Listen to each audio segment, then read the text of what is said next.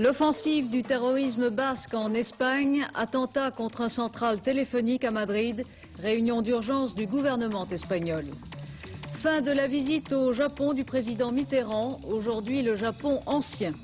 Cyclisme, le Hollandais Jan Raas, vainqueur du Paris-Roubaix. Madame, Monsieur, bonsoir. C'est la faute aux journalistes, c'est la faute à l'évêque. C'est le refrain que l'on pouvait entendre depuis hier à la Talaudière dans la Loire. Un refrain repris par les centaines de pèlerins, de curieux et de marchands en tout genre qui se pressaient pour une nouvelle apparition de la Vierge à la jeune Blandine Piéget. Ce devait être la 32e fois que Blandine allait voir la Vierge. C'est la faute aux journalistes, c'est la faute à l'évêque. La Vierge n'était pas au rendez-vous, en tout cas au rendez-vous de la foule. Pourtant, la Talaudière, avec ses terrains vagues, ses terrils tout proches et le modeste potager de la famille Piéget, prend déjà des allures de pèlerinage. Entre la mystique et la crédulité, c'est une réalité bien cruelle qui s'est tissée dans cet endroit, une réalité que Pierre Alain et Bruno Cousin sont allés découvrir. C'est fini, fini, fini. Bon, cassez pas les pieds.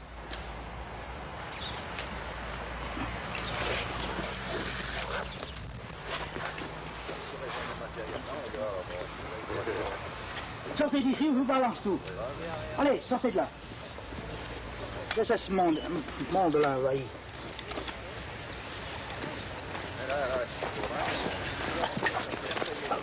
Ah bien, papote. Ah, c'est toi? Ben, moi, je suis là, j'arrive tout à l'heure. Ah bon? On demande d'être tranquille, c'est tout ce qu'on veut. Qu'on veut pas de publicité, on veut rien du tout. On croit ou on croit pas. Si on croit pas, on nous laissera en paix et on se moque pas, c'est tout. D'accord. Vous le savez bien. Ils sont excédés, les Piéguets, et ils n'en peuvent plus d'être assaillis par les journalistes venus de partout, les marchands du temple qui en profitent et les milliers de curieux. Le père était mineur, à 67 ans il est presque aveugle et voudrait bien pouvoir s'occuper de son potager dont les seuls troncs sont ceux des arbres. Des gens excessivement pieux, sans doute, simples, sûrement, mais simplets, non. Et parce qu'ils sont très croyants, ils ne comprennent ni le mensonge ni l'exploitation qui en est faite, comme ceux qui les connaissent. Curiosité, ça nous malsène, mais qui était moins le fait des gens du pays que d'éléments étrangers dont la bonne foi n'est pas en doute. C'est pour ça que je parle de manifestations hallucinatoires, voire hystériques. Pour Blandine et pour la famille, toute la publicité qui est faite autour de cette affaire, qui est devenue un phénomène de masse, je pense que c'est préjudiciable à leur santé, aux uns et aux autres. Mais il y a aussi tous ces gens qui viennent dès le matin, souvent de loin, pour se recueillir devant la statuette installée par Blandine. Ce sont pour la plupart des habitués des pèlerinages en tout genre et quelques illuminés. J'ai pas besoin que la Sainte Vierge apparaisse pour y croire, si vous voulez. Si elle y croit, c'est très possible qu'elle soit venue ici. Quand j'ai vu les lieux, je dis c'est possible. Comment et pourquoi sont-ils ici? Pour l'Église qui reste plus que sceptique sur les visions de Blandine, c'est clair, il y a manipulation. Ce sont des gens qui ont beaucoup de liens avec les intégristes, qui n'admettent pas que l'Église, après le Concile, se soit transformée, qui voudraient revenir, comme elle le fait dire, soi-disant la Vierge, à la soutane ou au latin, alors que pour nous prêtres, là n'est pas l'essentiel. L'essentiel, c'est de pouvoir dire le Christ ressuscité, de pouvoir le faire rencontrer aux gens. Si ce genre de congrégation fait les affaires de certains, d'autres en souffrent. 30 personnes, surtout des enfants, sont aujourd'hui soignées pour lésions oculaires et les autorités ont dû intervenir. Sachez que si vous regardez le soleil jusqu'à que vous ayez l'impression qu'il se dédouble, ce n'est pas un miracle. C'est que votre rétine est complètement brûlée. Mais au fait, on est venu pourquoi? Voir la Vierge, ou celle qui dit l'avoir vue et qui ne fait que quelques apparitions à sa fenêtre? Elle n'est ni sainte, ni sorcière, c'est une enfant. T'es pas un peu dépassé par tous ces événements-là? Oui. Tous les journalistes? Mais je suis soutenue par ma Sainte Vierge. Ah bon? Tu gardes le moral alors? Oui. Même si tu es obligé de rester enfermé chez toi? Oui. Pas trop ennuyeux, ça? Non, ça va. Oui. Ça fait des moments. Et tout ce qu'on dit dans les journaux de ce que la Vierge t'a dit, c'est vrai ou non? C'est pas vrai. Elle a jamais dit qu'il fallait que les Arabes soient renvoyés. C'est pas vrai. Et c'est vrai qu'elle t'a dit qu'il fallait plus manger de bonbons? Oui, c'est vrai. Faire des pénitences. Et tu manges plus de bonbons? Non. Et quand est-ce que tu dois la revoir? Ce soir. Ce soir? Mais tu pourras pas aller dans ton jardin, là? Non, elle va apparaître dans les appartements. Et comment tu le sais, ça? C'est l'ange Nicole qui me dit. Ça fait longtemps? Oui, depuis le 31 octobre. Et est-ce que tu te sens plus heureuse maintenant ou qu'avant, je sais pas? Ça change. Oui, en quoi? Difficile. Blandine n'a même plus la statuette qu'elle avait installée dans le jardin, l'endroit de ses visions. La statuette de la Vierge a été volée ce matin. Les remous provoqués ces derniers jours par les décisions ou les orientations gouvernementales en matière de sécurité et de politique économique continuent ce dimanche de faire l'essentiel de l'actualité en France. La politique économique d'abord. Le ministre du Budget, Laurent Fabius, était ce soir l'invité du Club de la presse d'Europe 1. Au-delà des critiques du Parti communiste, M. Fabius a justifié les mesures décidées en faveur des entreprises.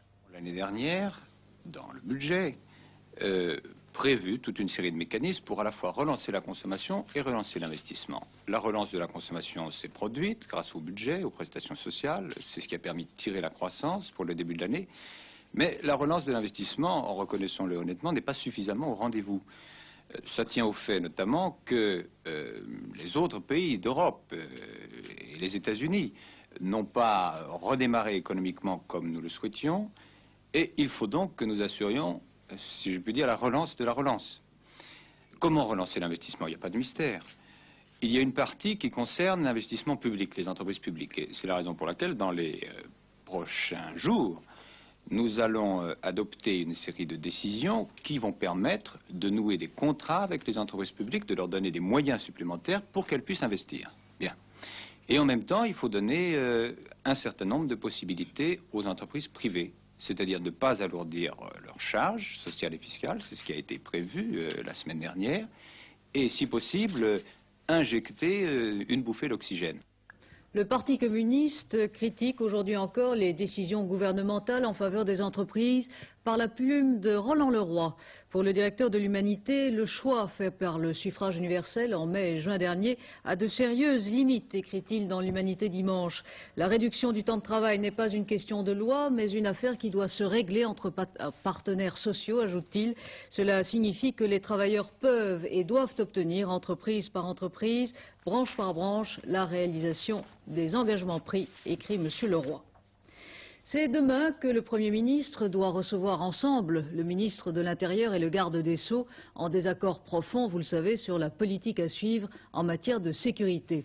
L'ancien garde des Sceaux, Alain Peyrefitte, le père de la loi Sécurité et Liberté, dont l'abrogation a été ajournée, était ce soir l'invité de nos confrères RTL Le Monde. Écoutez comment il défend à sa manière son successeur, Gaston Defferre. N'accablons pas le ministre de l'Intérieur et le ministre de la Justice. Ils s'accablent suffisamment eux-mêmes et ce ne serait pas élégant d'en rajouter. Il est tout à fait inutile de leur porter la contradiction étant donné qu'ils se la portent l'un à l'autre. L'un contredit l'autre le même jour et chacun se contredit d'un jour à l'autre. Donc ne les accablons pas et au contraire je voudrais rendre hommage au courage et au réalisme de M. Defferre. Je voulais rendre hommage à son courage, parce qu'il faut du courage intellectuel pour ne pas s'obstiner dans l'erreur, pour faire amende honorable et pour s'opposer à l'idéologie dominante. Mais il va plus loin que vous. Mais, ce coup de chapeau une fois donné à M. Defferre, je dois dire que je suis résolument hostile à ces projets, car ces projets sont extrêmement dangereux. Ils vont beaucoup plus loin que la loi Sécurité et Liberté, et je crois qu'il faut absolument s'y opposer. La Ligue des droits de l'homme, dans un communiqué publié aujourd'hui, exprime son inquiétude après l'ajournement de l'abrogation de la loi Peyrefitte et son indignation devant les mesures préconisées par le ministre de l'Intérieur, mettant le gouvernement en garde contre une illusion de sécurité qui sacrifierait les libertés essentielles. La Ligue demande d'urgence une audience au chef de l'État. Le chiffre du jour, le déficit du commerce extérieur pour le mois de mars s'est élevé à près de 4,5 milliards de francs, 4,459 milliards très exactement, un progrès par rapport aux 10 derniers mois selon le ministère du commerce extérieur, un progrès dû à une nouvelle réduction du déficit énergétique et aussi une légère progression du taux de couverture des échanges industriels. Un chiffre en tout cas qui illustre à point nommé le problème que le président Mitterrand n'a cessé d'expliquer au cours de sa visite officielle au Japon, l'interdépendance et la nécessaire coopération économique du monde occidental. C'est par une promenade au cœur du Japon ancien, à Kyoto, la ville aux 1500 temples, que le chef de l'État a terminé son séjour au Japon avant de s'envoler pour Paris. Bernard Pradino. Cerisiers en fleurs, musique traditionnelle du koto, le Yemoto, le grand maître pour diriger la cérémonie du thé. Monsieur et Madame Mitterrand étaient aujourd'hui à Kyoto, aux sources de la civilisation du Japon, pour une dernière journée de voyage consacrée à la culture et au tourisme. Après une visite officielle de 4 jours au Japon et une dernière émission à la NHK, la télévision nationale, au cours de laquelle le président français avait souhaité aux deux pays de mieux se connaître et s'apprécier, le chef de l'État et son épouse ont observé aujourd'hui avec attention ce cérémonial précis d'accueil et d'amitié. Le thé préparé longuement sur un feu de braise, le maître aidé par 12 jeunes filles, habillées de kimono, anciens et colorés. Puis visite de quelques-uns des témoins monumentaux de l'histoire du Japon, quelques-uns des plus beaux parmi les 2000 temples de Kyoto. Le palais shogunal, au plancher qui chante comme les rossignols, le palais impérial, le temple de l'eau claire, le temple des 1001 Bouddhas, symbole de la sagesse et de la sérénité.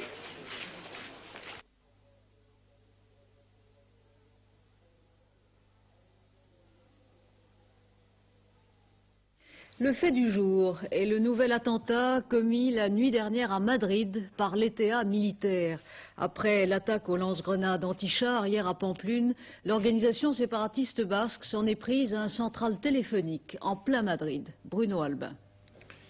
60 millions de francs de dégâts, 20 000 lignes téléphoniques entièrement détruites à Madrid. Par contre-coup, 700 000 abonnés catalans sont privés de téléphone interurbain.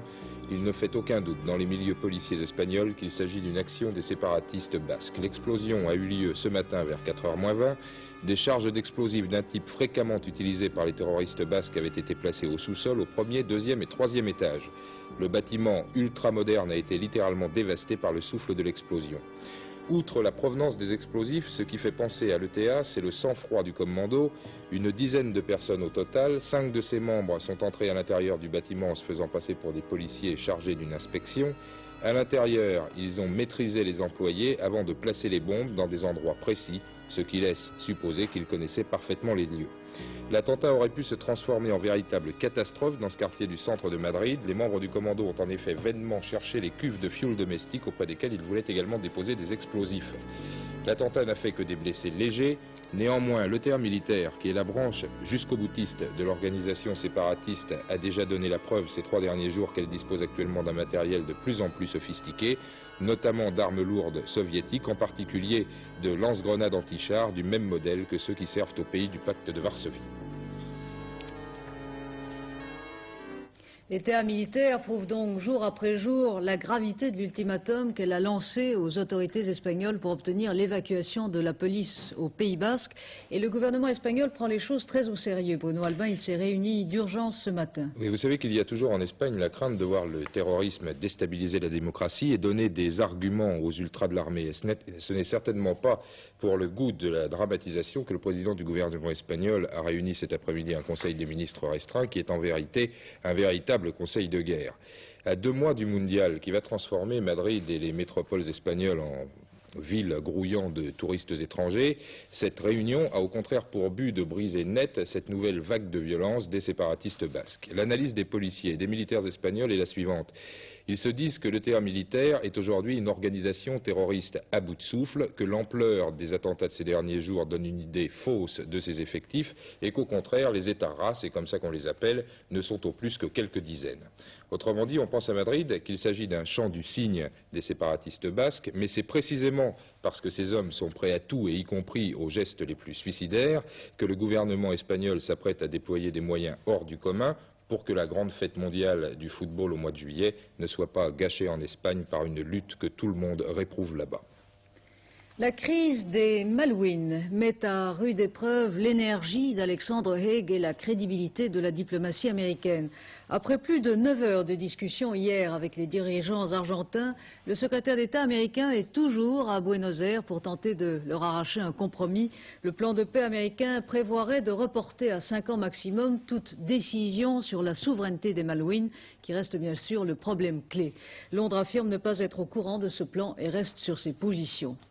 La flotte britannique continue de faire route vers les Malouines, manifestement sans forcer l'allure pour laisser le temps d'une solution diplomatique. Les troupes britanniques, vous venez de le voir, occupent leurs loisirs à bord comme ils le peuvent, tout en continuant leur entraînement. Des bombardiers Vulcan, qui font partie de la force de dissuasion nucléaire britannique et qui seraient équipés d'armes conventionnelles, seraient ajoutés au dispositif militaire. Mais Londres a démenti l'intention dénoncée par Buenos Aires de mettre en place un blocus aérien autour des Malouines. Le pape a appelé une nouvelle fois l'Argentine et la Grande-Bretagne aujourd'hui à trouver une solution pacifique, la paix étant, selon Jean-Paul II, de plus en plus menacée ces jours derniers. En Cisjordanie, un jeune Palestinien a été blessé aujourd'hui, mais la grève générale dans les territoires occupés par Israël semble tirer à sa fin. 8 jours après l'attentat de la mosquée de Jérusalem, certains magasins arabes ont rouvert aujourd'hui. Le gouvernement israélien réuni ce matin a annoncé qu'il prendrait mercredi prochain ses décisions sur l'application du traité de paix avec l'Égypte et particulièrement le retrait du Sinaï. À une semaine exactement de la date fixée, une dizaine de jeunes gens barricadés à Yamit menacent de se suicider collectivement si l'armée tente d'évacuer la petite ville où s'accrochent encore 1500 Israéliens opposés au retrait. Ce sont des partisans américains pour la plupart d'une secte religieuse de choc, celle du rabbin Kahn. Helmut Schmidt a des problèmes. Le chancelier allemand doit affronter à partir de demain le congrès de son propre parti, le Parti social-démocrate, qui se réunit à Munich. Depuis sa réélection triomphale en octobre 80, la chance politique du chancelier semble avoir tourné. L'opposition chrétienne-démocrate regagne du terrain, la coalition formée avec les libéraux devient problématique et surtout, à l'intérieur de son propre parti, la politique d'Helmut Schmidt est de plus en plus contestée. De Bonn, Michel Meyer. C'était il y a 2 ans à peine. Helmut Schmidt était encore le Superman de son parti. C'est sa popularité de chancelier qui tenait la social-démocratie à flot. Ses amis politiques taisaient leurs critiques afin de donner l'image d'une formation unie autour du chef de gouvernement sorti de leur rang. Dans l'intervalle, avec les échecs électoraux récents, la chute du SPD dans les sondages, l'autorité du chancelier a autant souffert à l'intérieur qu'à l'extérieur du parti. D'où à Bonn une atmosphère de fin de règne. C'est dire si sous l'œil réprobateur du vétéran Herbert Wehner, les tensions et les divergences se sont accentuées entre Helmut Schmidt et Willy Brandt, le président du parti. De fait, les 2 hommes ne s'entendent presque sur rien. C'est tout juste s'ils ne s'ignorent pas mutuellement. S'affirmant contraint au réalisme du pouvoir et fort du soutien de la majorité silencieuse de son parti comme de l'opinion, Helmut Schmidt reste le partisan d'un certain classicisme, autant dans l'alliance avec les États-Unis qu'en matière économique.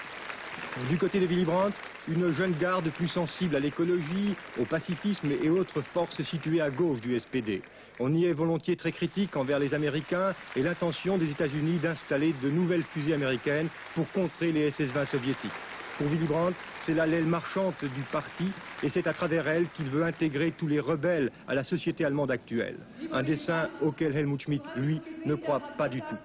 Et je crois que c'est là la division profonde, la division fondamentale entre les membres, les ailes de ce parti. Un parti usé par 13 ans de pouvoir, un parti au bout du rouleau, au bout de ses idées également, au bout de ses hommes neufs peut-être, ces hommes neufs qui devraient remplacer les Schmitt, les Wehner et les Willy Brandt qui ont maintenant plus de 60 ans. Ce congrès de Munich du parti sera en tout cas celui de la dernière chance pour Helmut Schmidt, car il doit convaincre, voire violer un peu son propre parti sur des idées, des thèmes politiques aussi fondamentaux que l'arrivée ou non de fusées américaines, la lutte contre le chômage, la lutte contre le marasme économique, cela pour préserver sa crédibilité de chancelier par rapport à l'opinion, mais également par rapport à ses alliés libéraux avec qui il gouverne, avec qui il est au pouvoir. Le congrès du SPD commence donc demain.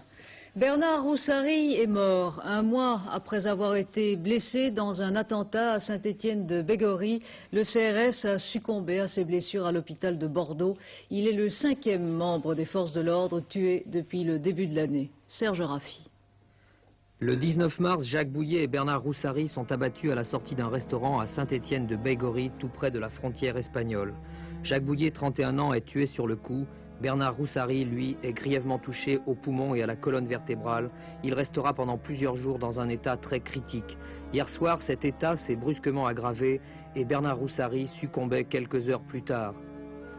Pour le SRPJ de Bordeaux, chargé de l'enquête, il ne fait pratiquement plus aucun doute qu'un des membres du commando est bien Philippe Bidard, militant autonomiste, aujourd'hui en fuite. De nombreux indices et aussi le témoignage de Bernard Roussary lui-même, interrogé quelques jours avant sa mort par les policiers, permettent de penser qu'il s'agit d'un enlèvement manqué, un kidnapping qui aurait mal tourné. Quant au CRS, il prévoit pour le jour des obsèques de Bernard Roussary une heure de recueillement.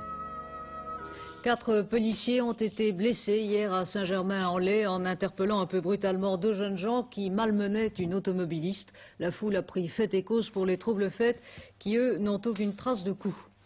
Un malfaiteur tué hier soir à Paris par un policier. Il avait pris une femme en otage pour tenter de s'échapper. Il a été abattu par un gardien de la paix. Connaissez-vous le musée Grévin? C'est une question que l'on peut poser aux Français, aux Parisiens surtout, mais sûrement pas aux étrangers pour qui il n'y a pas de découverte parisienne sans un tour boulevard Montmartre. Le musée Grévin fête aujourd'hui son centenaire. C'est le 2e musée de France après le Louvre, d'après le nombre de visiteurs. Et c'est une entreprise privée qui se porte bien. Serge Richez et Dan Loustalot vous proposent à leur manière une promenade dans cet univers bizarre qui fut l'idée d'un journaliste.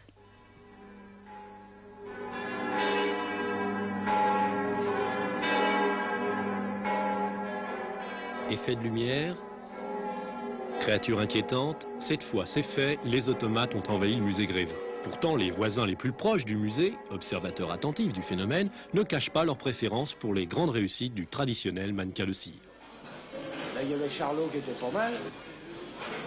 Là, maintenant, ils en ont ressorti d'autres, parce qu'ils ont foutu Luis Mariano, ils ont foutu Gabin, je crois, ils ont foutu Fernandel, ils ont foutu Bourville, mais ils sont tous aussi bien. Visiblement, au royaume de l'insolite, chacun semble y trouver son compte. Et puisque le mot « compte » a été prononcé, il serait peut-être temps de s'apercevoir qu'ici, tout autant que les tableaux animés, certains chiffres peuvent aussi laisser rêveur. On fait 16 millions de recettes, toutes taxes comprises. À qui appartient le musée Grévin? Pour 70% à de tout petits actionnaires qui ont chacun 100 ou 150 actions, et pour le reste, un groupe d'administrateurs et d'actionnaires amis du conseil. C'est une bonne affaire? Oui, je crois que ça va être une encore bien meilleure affaire dans les années qui vont venir. Oui, en effet, dans les années à venir, pas de souci à se faire. Avec plus d'1 million de visiteurs l'an passé, le musée Grévin est devenu le premier musée privé de France et une entreprise fort bien cotée en bourse. Au hit parade des vedettes, surprise, un écrivain célèbre. Ô République universelle, tu n'es encore que l'étincelle. Demain, tu seras le soleil.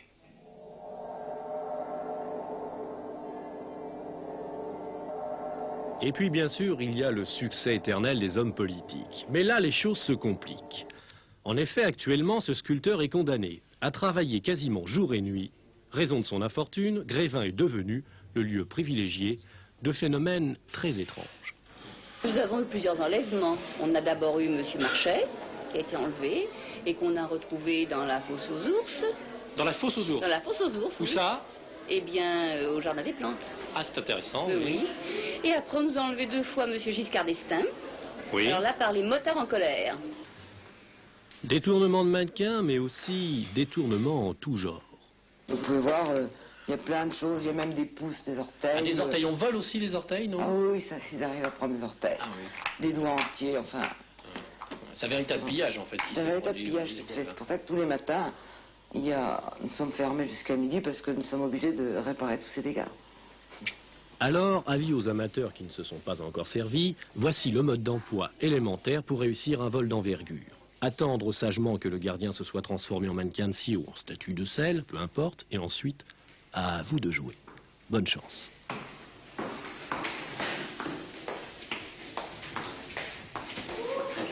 Pour Antenne 2, en exclusivité, c'était l'enlèvement de Bernard Pivot.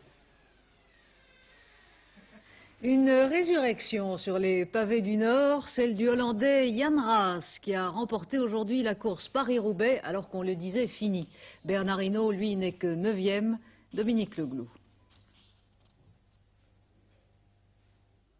Vainqueur l'an dernier de Paris-Roubaix, Bernard Hinault, ici en tête du peloton, a bien failli réussir le doublé. Avec le soleil, on a retrouvé le véritable Hinault. Bien en jambes, il a été l'un des animateurs de la course. C'est en effet lui qui a participé le plus activement à la poursuite du Belge Ludo Peters, qui n'allait être rejoint qu'à 8 km de l'arrivée. Hinault a donc rassuré ses supporters après un début de saison décevant, il faut bien le reconnaître. Mais Hinault, esseulé dans le groupe de tête, allait devoir s'avouer vaincu. Alors que son coéquipier Peters venait d'être rattrapé, le Hollandais Jan Raas, à 4 km de Roubaix, sortait du peloton. Profitant du marquage de ses poursuivants, Raas, champion du monde en 79 et jusqu'à présent assez malchanceux sur les pavés, allait tenir bon jusqu'au bout. Il arrivait sur la piste du vélodrome de Roubaix avec 16 secondes d'avance sur un premier groupe de 3 coureurs. Le sprint pour la deuxième place était remporté par le Français Yvon Bertin, ancien coéquipier de Bernard Hinault, qui devançait l'Allemand Gregor Braun et le Suisse Mutter. Le sprint de la 5e place était enlevé par le Belge Eddy Planckaert. Hinault finissait 9e. Une performance de bon augure à moins d'un mois du Tour d'Italie, un des principaux objectifs de Bernard Hinault. Il y avait un tiercé aujourd'hui à Longchamp, la combinaison gagnante, le 1, le 18 et le 10. C'est bien cela, n'est-ce pas, Pierrette Bresse? Pierrette Bresse qui va nous donner les rapports du tiercé. Et avant le commentaire de la course, depuis le début de cette course, c'est Guardé qui est en tête à quelques longueurs de Cesario. Ils sont suivis de Red Paradise et Genji qui est aux prises avec Snowbird, Zigwigwi et Raise the Cream, alors que Félibre vient attaquer Guardé qui commence à faiblir. Raise the Cream, Snowbird et Santa Nicosia accélèrent l'allure. Red Paradise perd des rangs alors que Félibre et Présentant à l'extérieur font une belle remontée. Cesario et Snowbird sont maintenant à la lutte avec Santa Nicosia qui est suivi de Winjet. Félibre et Présentant continuent leur effort, mais Cesario déchaîné a toujours l'avantage sur Snowbird, Santa Nicosia et Winjet. À quelques mètres du poteau d'arrivée, Cesario résiste courageusement et gagne malgré ses 59 kilos. Deuxième Santa Nicosia, troisième Winjet. Arrivée de ce tiercé, 1,18,10 qui rapporte dans l'ordre pour 5 francs 20 410 francs et dans un ordre différent, toujours pour 5 francs, 4 082 francs. Dans la foulée, Laurent Broumède, le temps et les économies d'énergie. Absolument.